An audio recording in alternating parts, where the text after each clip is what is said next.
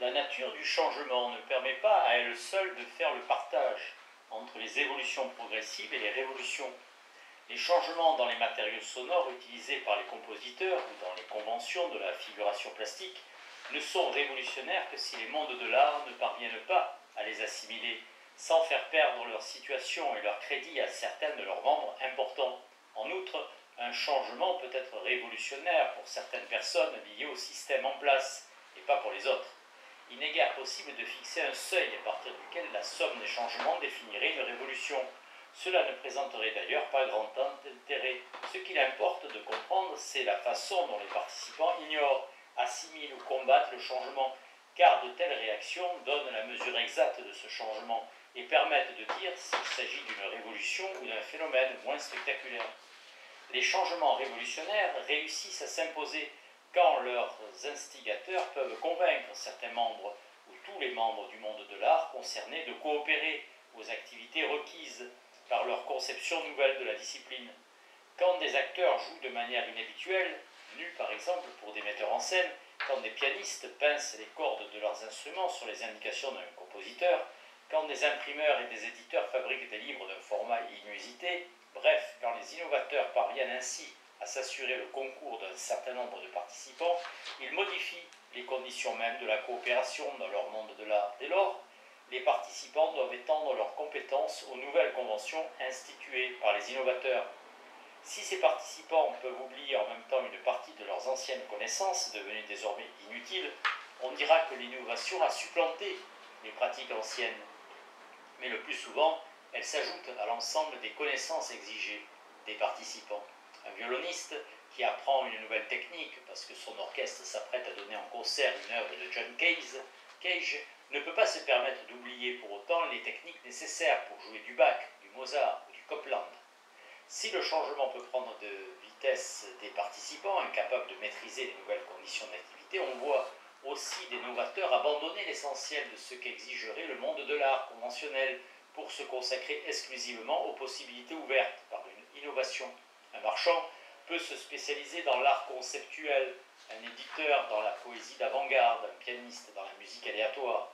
Encore faut-il pouvoir rallier assez de participants pour soutenir la nouvelle activité.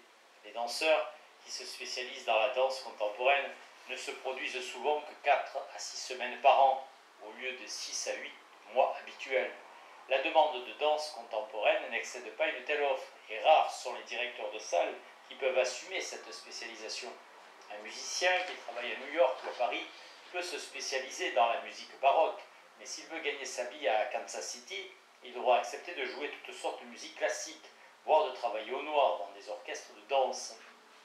Les innovateurs qui obtiennent la coopération de tous les participants nécessaires à leur entreprise ont un monde de l'art à leur disposition. Soit ils se sont annexés les institutions existantes en s'en assurant le contrôle ou en partageant l'utilisation avec d'autres, soit ils ont bâti un nouveau réseau. Les musiciens rock ont exploité toutes ces possibilités. Ils ont supplanté les orchestres de danse traditionnels dans certains types d'emplois et détiennent un quasi-monopole sur les danses des adolescents. Ils ont accaparé une partie de l'industrie du disque et ils ont mis sur pied tout un nouveau système de concerts en salle ou en plein air et dans des boîtes de rock. Même s'ils utilisent quelques instruments classiques, une industrie tout entière s'est développée autour des instruments et accessoires dont ils se servent. La plupart des changements notables qui interviennent dans les mondes de l'art ont ce caractère ambivalent. En somme, les changements dans l'art passent par des changements dans le monde de l'art. Les innovations s'imposent durablement quand des participants en font la base de nouveaux modes de coopération ou quand ils introduisent des modifications dans leurs activités coopératives en cours. Les changements peuvent s'opérer peu à peu, presque imperceptiblement, ou déclencher de graves conflits entre ceux qui peuvent en tirer profit pour accroître leur notoriété et ceux qui vont être lésés. Les innovations naissent et se nourrissent de changements dans une conception de l'art, mais elles ne s'imposent que dans la mesure où leurs producteurs parviennent à s'assurer le concours d'autres participants.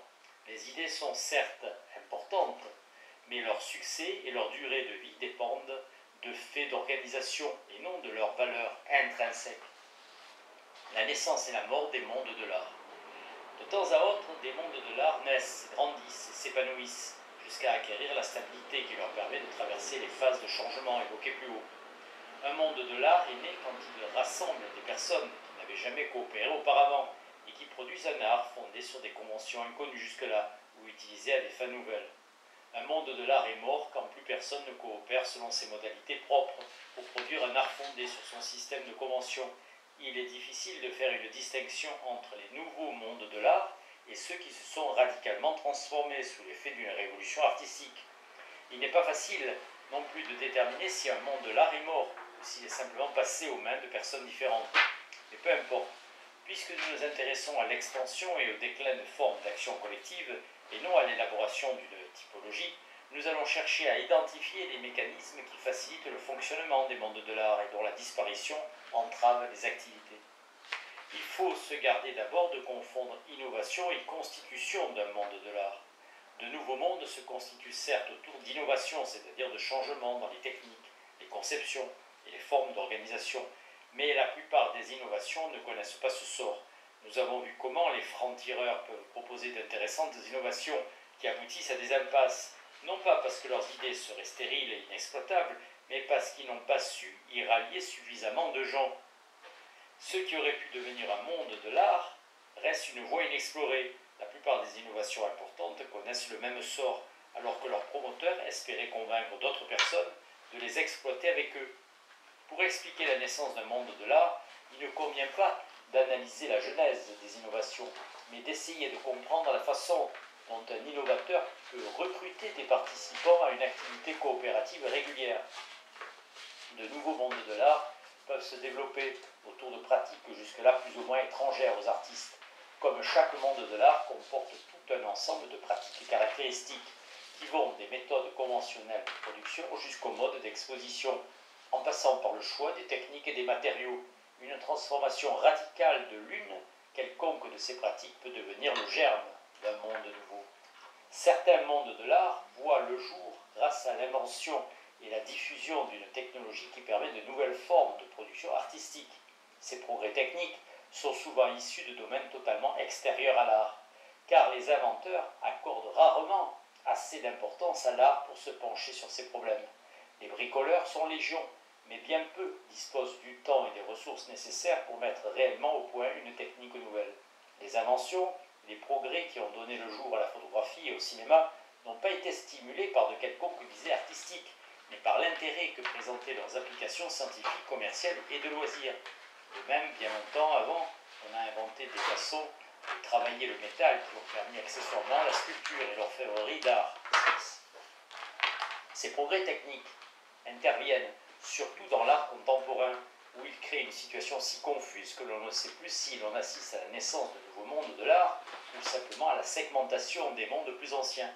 L'invention du magnétophone et d'autres appareils électroniques, des oscillateurs ou synthétiseurs, a offert un moyen de produire de la musique sans faire appel à des instrumentistes.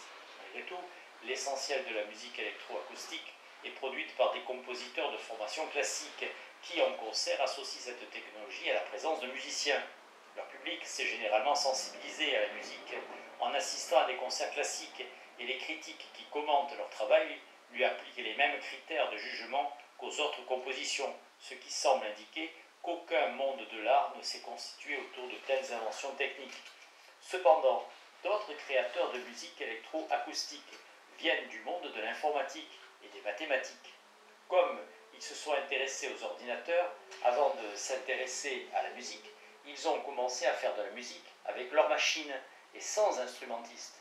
Leur musique est différente à maints égards, utilisant par exemple des bruits aléatoires ou des sons purs produits par la machine. En outre, ces compositeurs ne se soucient guère de toucher un public et se contentent d'échanger des bandes entre eux ou de les faire écouter à des amis. Comme ils n'ont pas pris l'habitude de tenir le concert public, pour la seule forme appropriée d'écoute, et les bandes pour de simples documents, ils ont à l'égard des enregistrements la même attitude que les écrivains à l'égard des livres. Pour eux, ces objets contiennent l'œuvre tout entière, et tous les exemplaires se valent. Ils ne voient pas ce que pourrait ajouter une présentation en public, pas plus que la qualité d'une œuvre littéraire ne réside dans l'effet qu'elle produit quand son auteur la lit à haute voix. Cette sorte de musique électronique semble plus propice à l'apparition d'un nouveau monde de l'art. Certains mondes de l'art voient le jour grâce à une idée neuve, à une nouvelle façon d'appréhender les choses, qui se prête à une exploitation tout comme un progrès technique. Jan Watt explique que le genre romanesque procède en partie de la nouvelle notion de réalisme formel, comme mode narratif approprié à la littérature de fiction. Les inventeurs du roman anglais, comme Defoe, Richardson et Fielding, ont remplacé les intrigues et les personnages stylisés de la littérature de fiction antérieure par une restitution fidèle des détails de la vie ordinaire, d'où des intrigues originales et d'un réalisme très fouillé, qui n'était pas complètement déterminé à l'avance, un souci d'individualiser les personnages et les décors, et une langue simple, proche du langage parlé.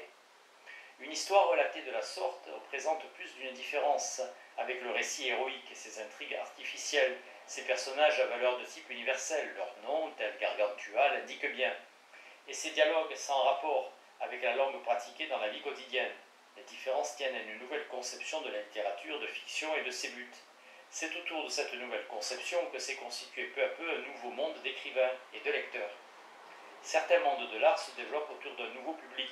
Les œuvres qu'ils produisent ne sont peut-être pas très différentes des œuvres antérieures de la même discipline, mais elles touchent un autre public en empruntant d'autres canaux de distribution. Le nouveau rock des années 60 ressemblait à celui qui l'avait précédé. C'était encore une version blanche du blues et du rock'n'roll des Noirs, matinée de musique country. Mais il recourait à de nouveaux modes de diffusion pour toucher un public de jeunes. Le concert en plein air, Peterson, qui pouvait s'étirer sur plusieurs jours, comme à Woodstock, où le dancing populaire, déserté par les plus de 30 ans, est reconverti. Au lieu de recruter parmi des publics déjà constitués, le rock s'adressait à une classe d'âge qui n'avait jamais beaucoup fréquenté les concerts ni consommé de musique enregistrée. Des secteurs importants de la radio et de l'industrie du disque commencèrent bientôt à diffuser eux aussi cette musique, Denisov. Il n'y eut donc pas à proprement parler de mise en place d'institutions nouvelles. Cependant, les nouveaux groupes et les types d'acteurs qui coopéraient à la production et à la consommation du rock étaient si nombreux qu'il est permis de dire qu'un nouveau monde avait vu le jour. Watt fait un constat analogue à propos du roman anglais. Un nouveau public se constitua en même temps que s'affirmait cette conception de la littérature de fiction, ce qui permit de soutenir la production de romans réalistes. Les progrès de l'instruction dans l'Angleterre du XVIIIe siècle accrurent le nombre des lecteurs recrutés dans une nouvelle classe sociale qui rejetait l'ancienne conception aristocratique de la littérature romanesque. Ce nouveau public, grossi par des membres de la bourgeoisie commerçante et industrielle qui entraînaient souvent avec elle ses apprentis et ses domestiques, n'avait pas reçu l'instruction classique nécessaire pour apprécier le style plus châtié et plus allusif qui caractérisait autrefois la littérature de fiction. Il ne cherchait pas dans le roman un message édifiant, mais une évasion facile. Les œuvres nouvelles destinées à un public nouveau empruntèrent des moyens de diffusion nouveaux, la revue et un système d'édition où l'imprimeur faisait les choix auparavant effectués par l'éditeur. En général, les innovations de cet ordre, qui peuvent servir de point de départ à l'édification de nouveaux mondes de l'art, se font jour à différents endroits en même temps. Si l'on accepte des artistes aussi isolés que les naïfs, qui ont des méthodes et des idées toutes personnelles, les bâtisseurs de nouveaux mondes de l'art participent aux grands courants intellectuels et culturels qui se nourrissent de traditions et de pratiques existantes. Les musiciens et les organisateurs qui ont contribué à l'essor du rock aux États-Unis connaissaient bien les musiques populaires des Blancs et des Noirs américains dont la synthèse a donné le rock. Ceux qui sont curieux des possibilités offertes par les inventions techniques dans la photographie ont sans doute aussi certains centres d'intérêt communs, par exemple la pratique de la documentation géographique ou du portrait commercial. Quand les gens ont ainsi des traditions et des intérêts communs, la façon dont ils exploitent les innovations ne varie que dans des limites relativement étroites.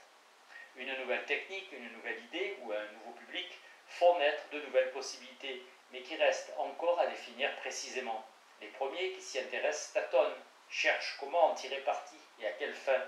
Ce que les gens font effectivement d'une innovation dépend des perspectives qui leur sont ouvertes, de leur interprétation personnelle, des traditions en vigueur, de leur centre d'intérêt, des personnes et des ressources qu'ils peuvent espérer attirer. Les innovations se répandent souvent très vite, avec toutes les possibilités qu'elles offrent. Ceux qui les expérimentent mettent plus longtemps à entrer en communication. Ainsi, une nouvelle technique peut apparaître à différents endroits en même temps. Des gens peuvent acheter du matériel et des fournitures sur catalogue et apprendre tout seul à les utiliser sans savoir ce que font d'autres clients du même fournisseur. Chacun met au point un procédé qui donne des résultats jugés satisfaisants. Ces résultats sont aussi divers que le permet l'innovation en question. Les expérimentateurs travaillent seuls ou au sein d'un petit groupe d'amateurs ou de professionnels.